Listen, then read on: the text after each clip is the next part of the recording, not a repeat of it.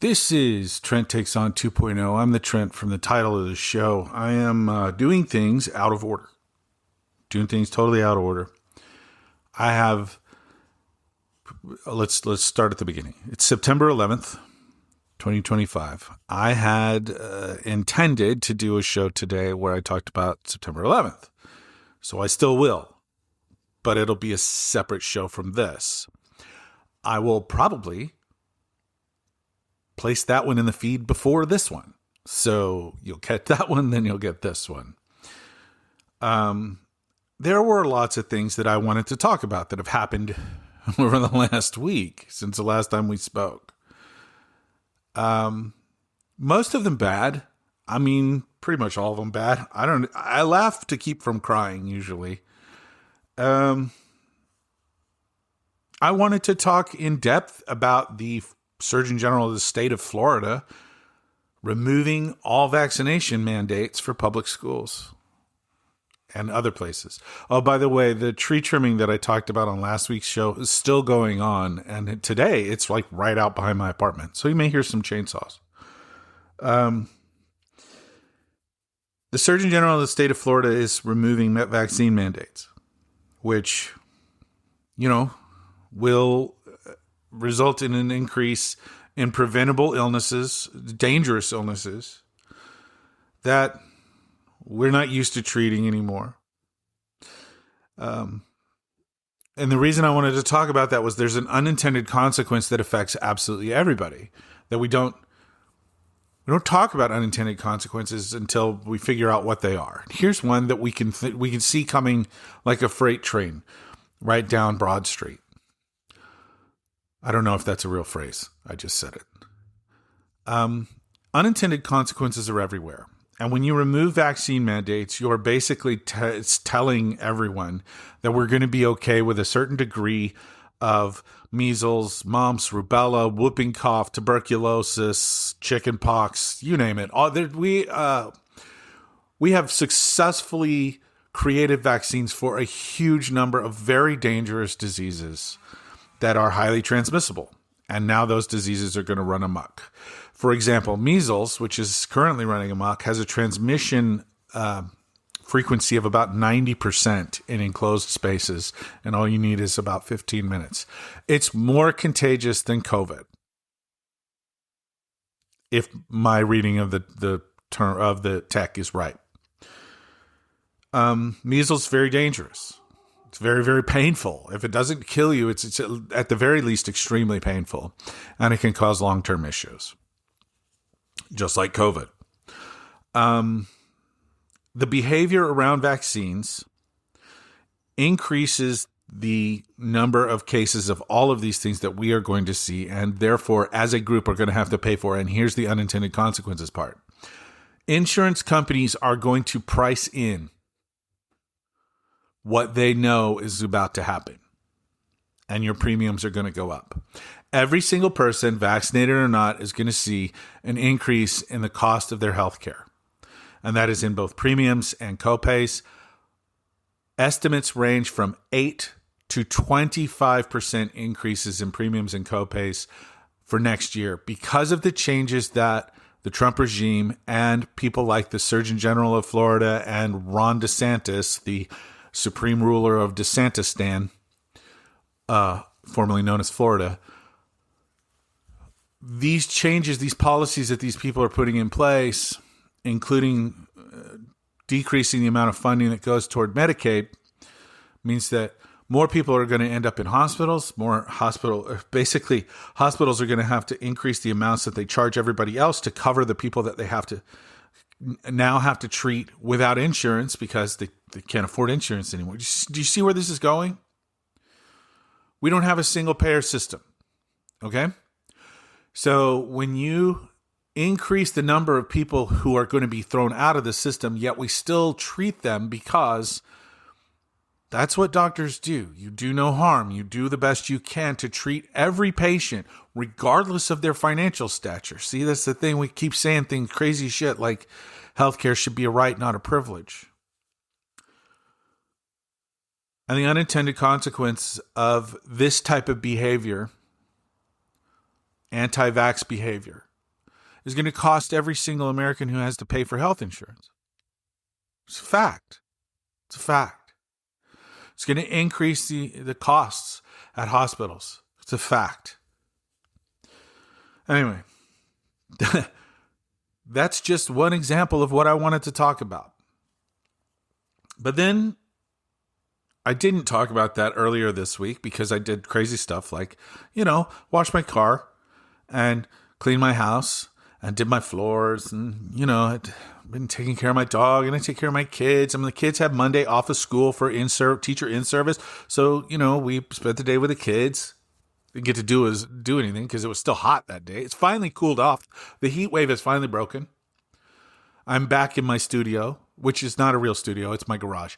I wish I had a studio where I could just leave everything set up and I could just walk in and record whenever I wanted because I would produce more content and it would be better. Full stop. But it's not. This is the way we have things set up and this is what I deal with. And that's fine. I still do what I do because to me, it's important. To help people think, it's important. And then what happened yesterday, September 10th, happened yesterday at Utah Valley University. I think it's Utah Valley University in Orem, Utah.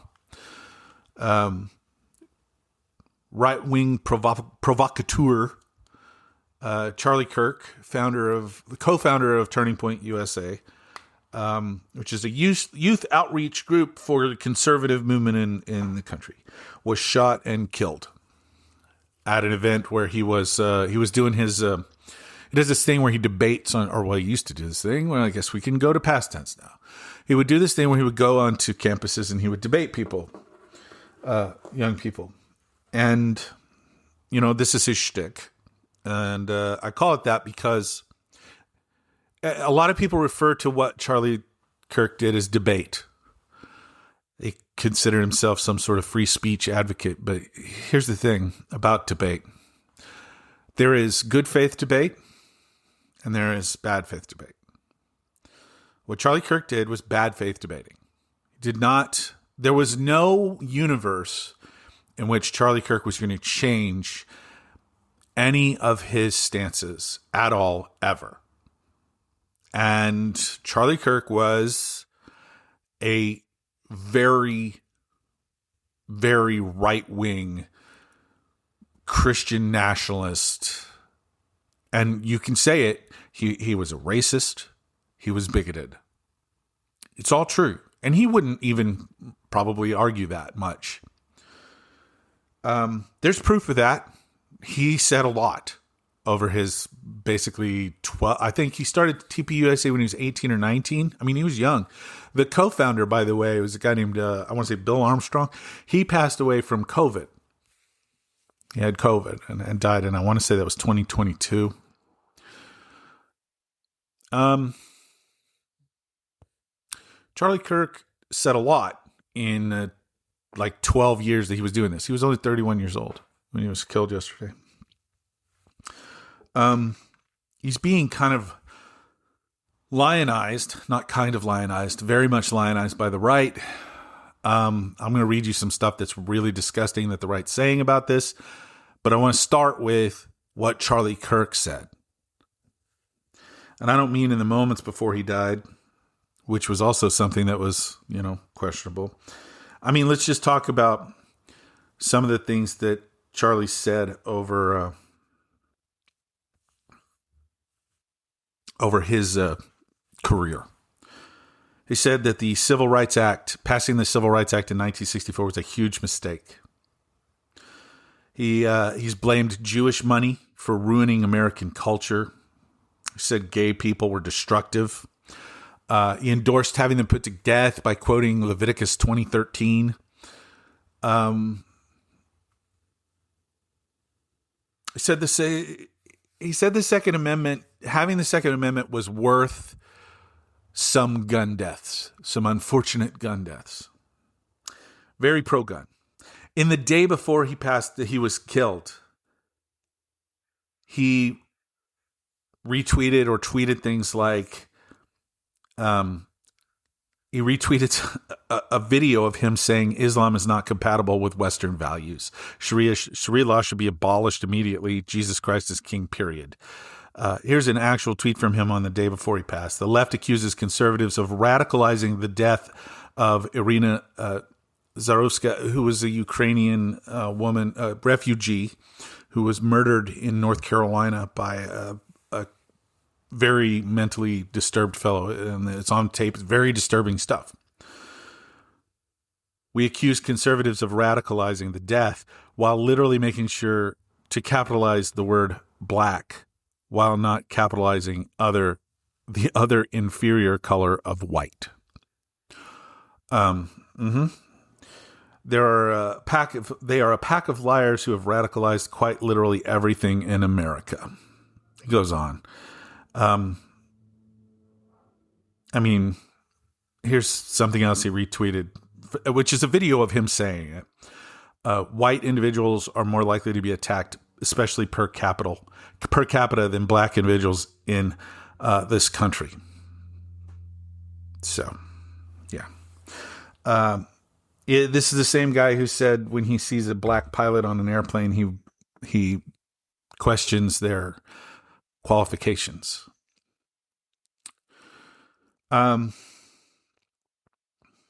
Said horrible things about the queer community over and over again. Vehemently anti-abortion. Charlie Kirk was a radical, an alt-right radical, and now comes the part where I admit the truth. He didn't deserve to die like this. Nobody deserves to die like this. Gun violence in this country is completely out of control. We fetishized guns for generations now. Everything from little boys playing with G.I. Joe toys, like I did, to an entire decade of action movies where every action hero carried a gun and shot it umpteen billion times, except for maybe Conan, because there were no guns in ancient fantasy world. I loved Conan the Barbarian, for the record. It's a great flick. I don't know. It's an entertaining flick. I don't think it was great. This is years, decades of indoctrination that some weird belief that the gun culture in this country is just part and parcel to it. That every time there's a shooting, it's a mental health issue. Unless you're Charlie Kirk, and the right's response to this has been a little different. Charlie Kirk didn't deserve to be murdered. He didn't. We shouldn't be murdering each other. We shouldn't be murdering each other. Full stop. I don't agree with these people at all. The right, the way that they behave, I don't agree with it. Donald Trump's statement said that it was the rhetoric of the left that got him murdered. Now, keep in mind, Charlie Kirk shooter is still at large. We have no idea what the actual motivation is or who this person is, because they're still at large. We don't know what caused this shooter to take Charlie Kirk's life. I mean, I suppose it's a reasonable assumption, but this is also somebody who has backtracked on Donald Trump a couple of times. Laura Loomer just recently called for him to be ousted from the MAGA movement for turning his back on Trump over the bombing of Iran. I'm just saying, Charlie Kirk was the first, alt-right media figure to dismiss the Epstein file stuff, saying, you know what, I don't want to talk about it anymore. I trust the people in the White House who say that there's nothing to it. The people the ultra hard right MAGA people, man, they're ultra crazy cray about some of this stuff. And it's not out of the realm of possibilities. It's also not out of the realm of possibilities that there was a martyrdom situation here. It's the same thing that in Butler, Pennsylvania in 2024, a Trump supporter tried to shoot him, tried to murder him. That guy was a Trump supporter. Why? Why would you murder the guy that you support? Well, there is a belief that if you martyr him, he becomes even more powerful. All right? You can't run around comparing yourself to Jesus and then not expect people to go too far. But this claim that the left is responsible for all of this political violence is pretty crazy. The only other shooting that I can think of, and we don't even know if this one qualifies yet as a shooter from the left, the one that I can think of is in 2017, I think it was June, it was in the early summer of 2017, a former Bernie Sanders supporter took a long rifle to the Republican congressional softball practice and tried shooting it. He shot, I think he hit 4 people, including Republican Congress minority whip at the time, Steve Scalise. Hit Steve Scalise in the hip. And I mean, it was touch and go for a minute with Scalise, but he made it through. No one perished in that shooting except for the shooter himself. I forget what the guy's name was, but he was obviously disturbed and went way, way, way too far. And luckily, he didn't take anyone else's life. He was killed by police on the scene. But there were a few instances of political attacks from the right. Let's talk through a few of them. How about the man who killed Heather Heyer in Charlottesville, Virginia in 2017? That guy was a Trump supporter.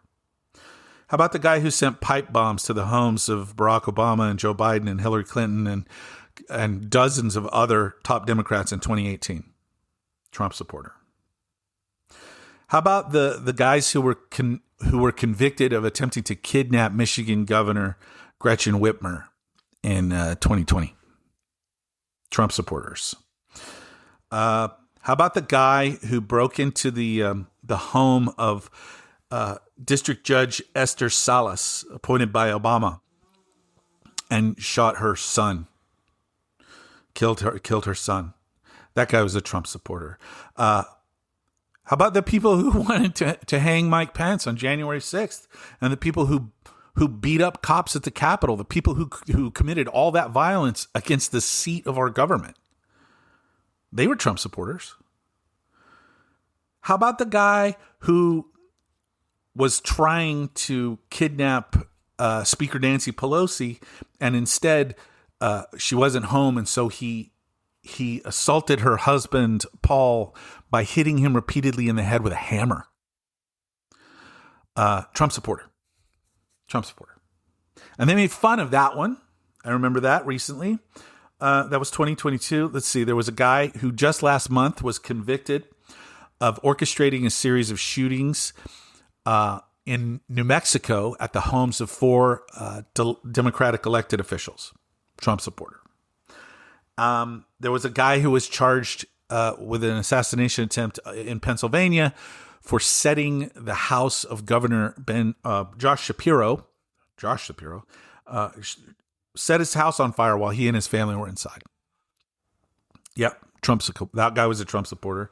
And the guy who targeted and killed Democratic state lawmaker Melissa Hortman and her husband Mark and their dog in their home in Minnesota in June. That was, 2.5 months ago?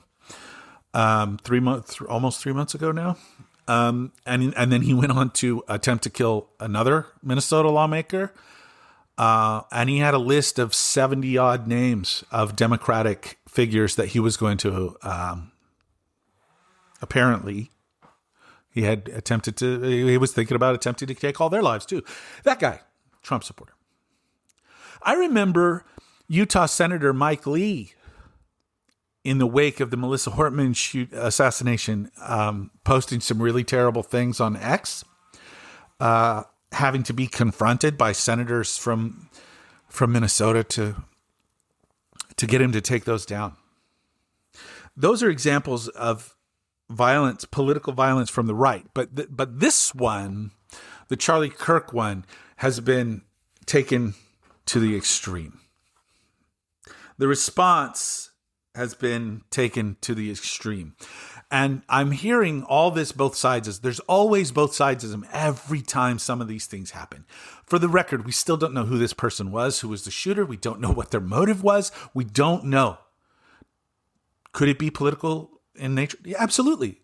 If anything, Charlie Kirk was definitely a political entity. He wasn't an office holder. He had never served in office. He was a young guy still. He could have eventually run for office. Probably would have done very well.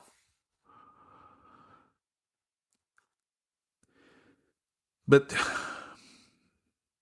without knowing, here's some examples of what the right is up to. Elon Musk. The left is the party of murder. Sean Davis. The Democratic Party is a domestic terrorist organization whose most fanatics will not hesitate to murder their political opponents.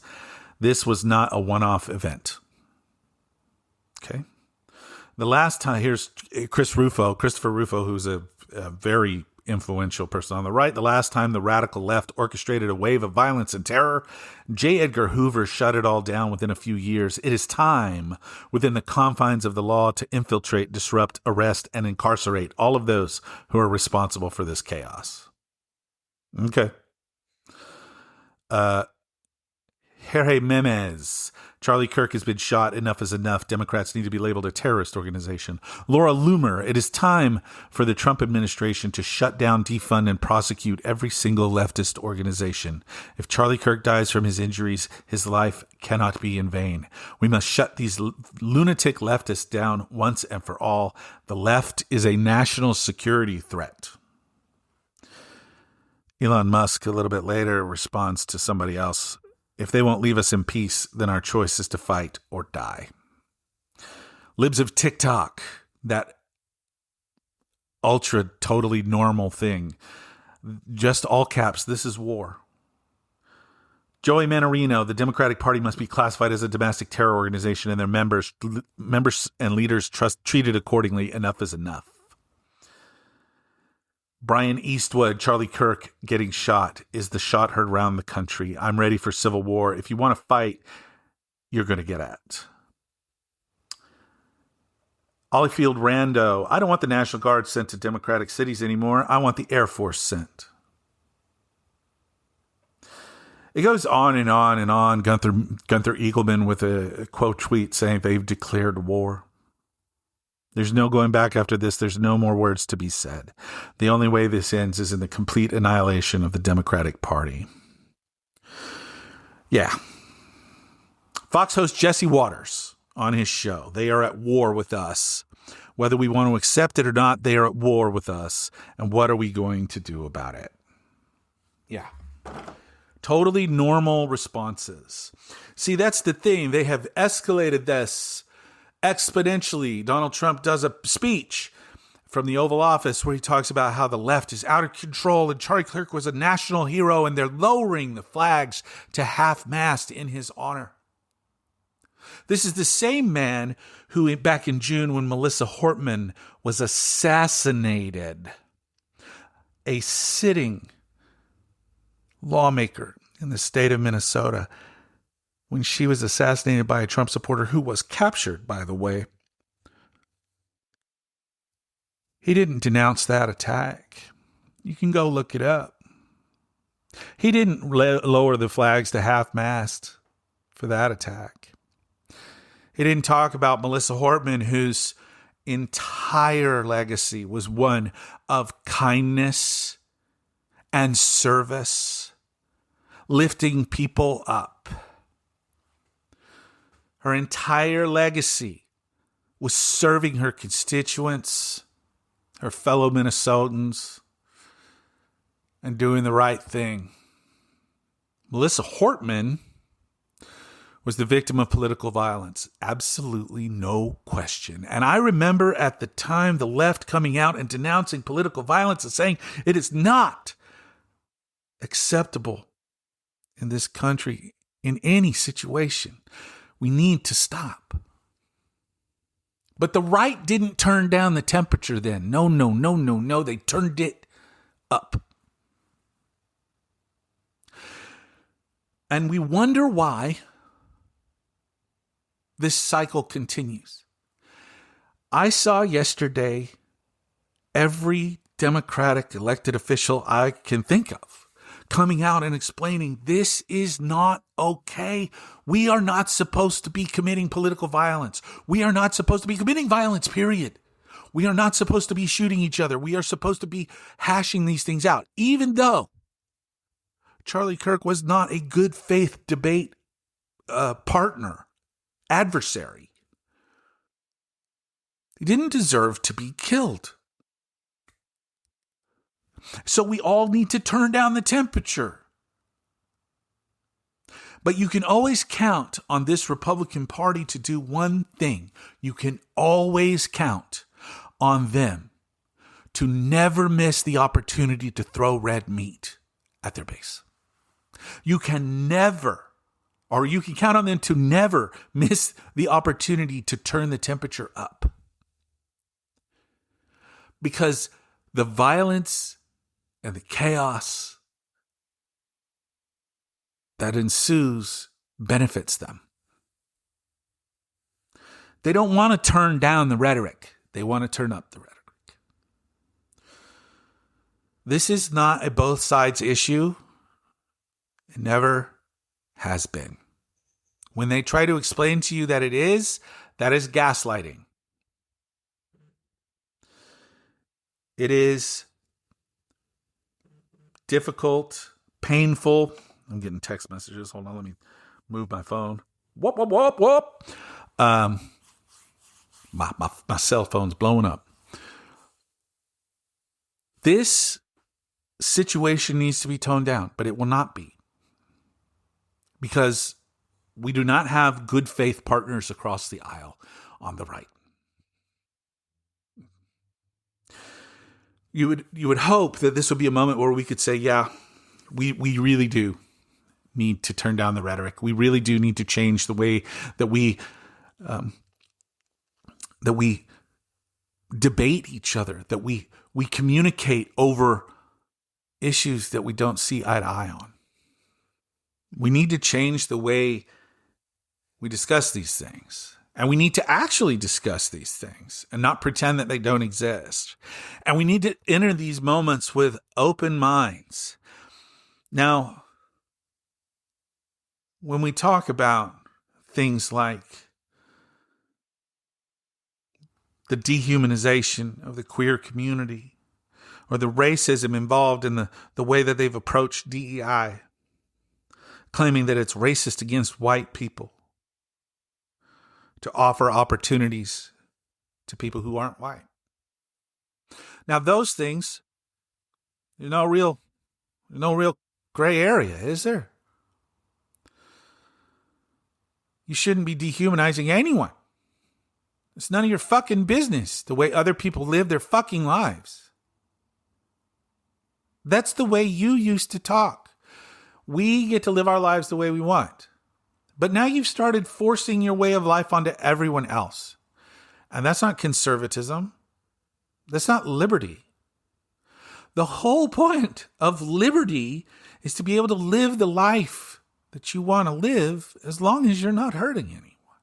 And what harm is being done to you by trans people trying to live their authentic lives? For the record, trans people have been trying to live their authentic lives for generations, all around you, without you knowing, hiding in the shadows as best they can, because they know how you people react to it. And I can say that, you people. I haven't always been enlightened. I wasn't raised enlightened. I was raised in a time of it was ignorance. All right? In a place of ignorance that still is ignorant, only now they're proud of their ignorance. Oklahoma is proud to be ignorant. 50th in education, they wear it with a badge of honor.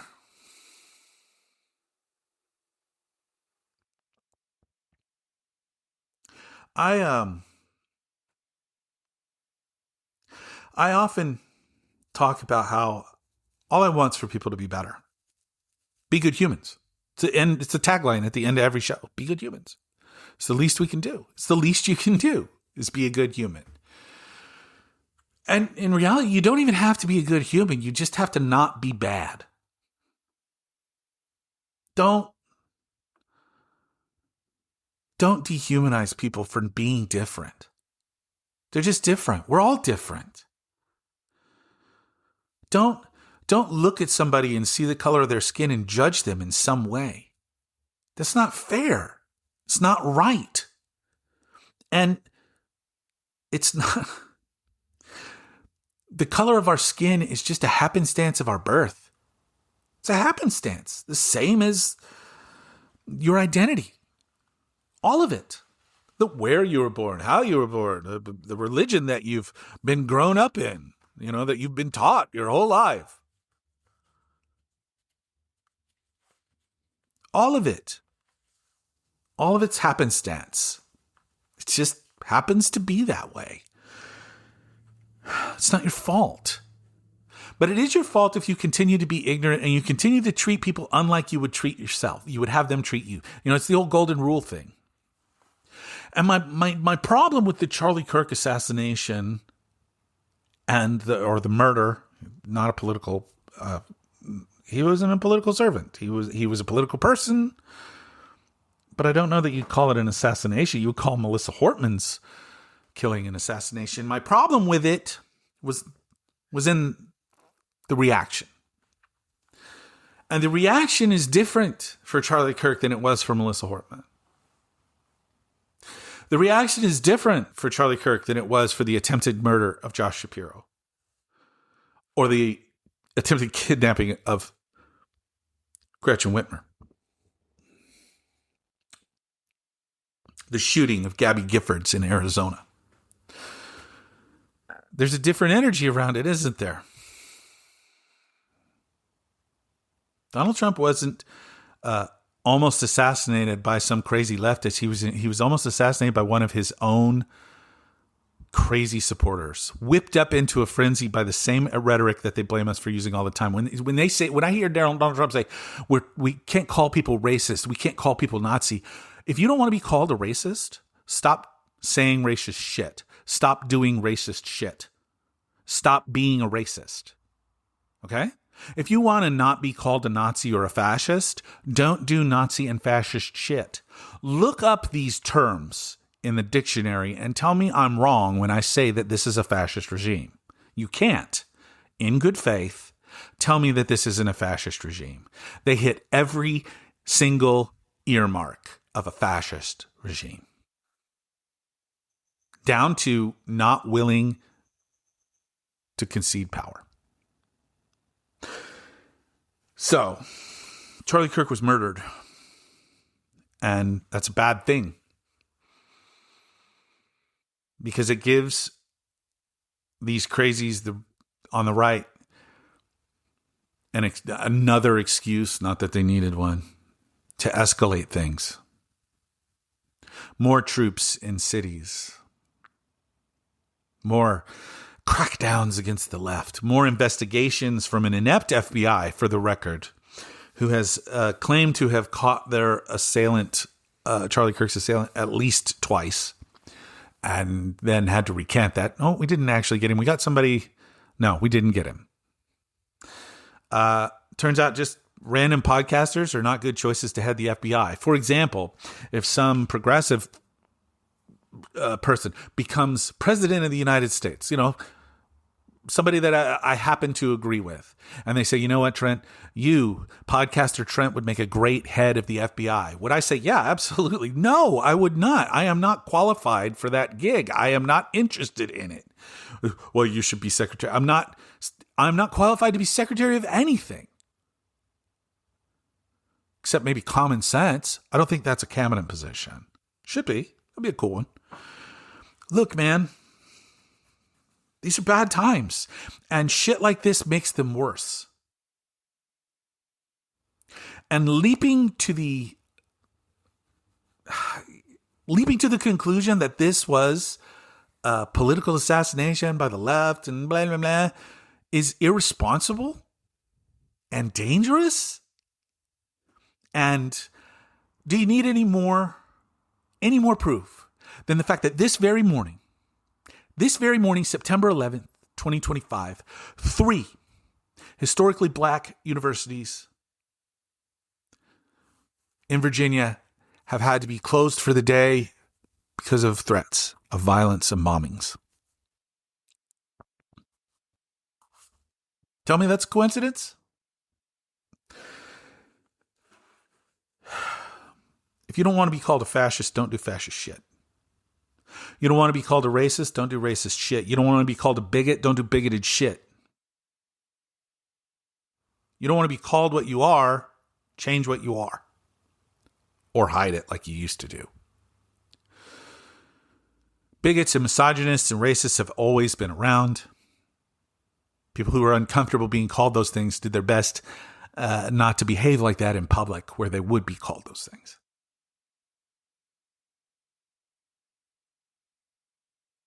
If you feel uncomfortable being called a name, then you should look at yourself. There's been some interesting dialogue around the murder of Charlie Kirk. I don't like that we're going to cover this wall to wall for I don't know how long. When just yesterday, at approximately the same time, there was another school shooting in a Denver suburb at Evergreen High School.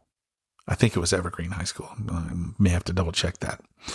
But 3 children, 3 high school kids in intensive care or in a critical condition. I said intensive care. That's wrong. In critical condition yesterday, as of last night when I checked it last. 2 victims and the shooter themselves. Don't know anything more about it. But that's not going to get covered. They talk about Charlie Kirk as a husband and a father and a friend. And yet they're so callous in the violence that they commit against people whose big crime is being here without papers. That's violence. When you arrest these people and throw them on the ground, rough them up. When you put them in these detention centers, which are internment camps, without due process. That's violence. That's violence against people. You're okay with that? But what happened to Charlie Kirk was no good. Those people who are being arrested, and several people have died in ICE custody already. We don't know the exact numbers because they refuse to release them, but we have reports of it happening on multiple occasions. Those are fathers and mothers, husbands and wives, brothers and sisters, friends. Spare me your outrage over Charlie Kirk if you don't have the same energy over Melissa Hortman. And I can prove that it's not the same because I can say the words Lance Bolter, and most people will have no fucking idea who Lance Bolter is. Bolter was the man with the synthetic mask that knocked on that door at the Hortman residence in Minnesota. And when they answered, he shot them both and their dog. Lance Bolter. The man who then went on to shoot another Minnesota lawmaker and their partner, who laid on top of their children to prevent them from being killed. Lance Bolter. who had a list of over 70 people that he apparently planned on getting around to. If you don't have the same level of outrage over the actions of Lance Bolter, spare me.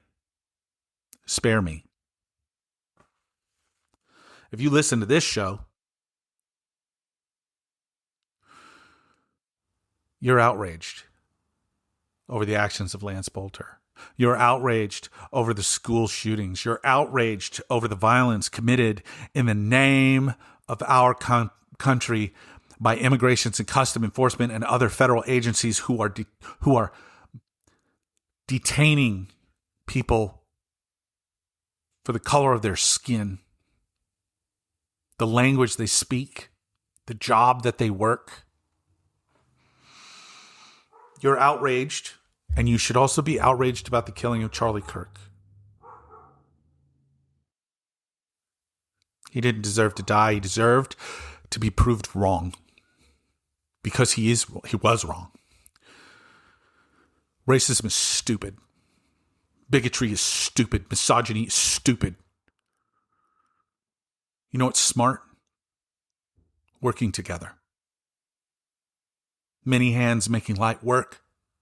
The sharing of ideas. Lifting people up instead of pressing them down. That's not stupid. That's being a good human. And we should all be good humans. Try to be a good human today. A small kindness can make a big difference in somebody's life. Violence is wrong, political or otherwise. No one wins. Thank you for staying with me on this one. And this is tough. These are tough times. I talk about tough things. Someday my children are going to listen to this and go, was all that shit really going on? Yeah, it was really going on. We hid a lot of it from you. Not all of it. But we try to give them context because it's important. It's important that we have context, and it's important that we understand these things for what they are. The right needs to come back to society and stop drifting off into a world of hate and pain and violence. Stop. Let's do this together. Until next time, thank you. Share this with a friend. Be good humans. It's the least we can do. Love you all.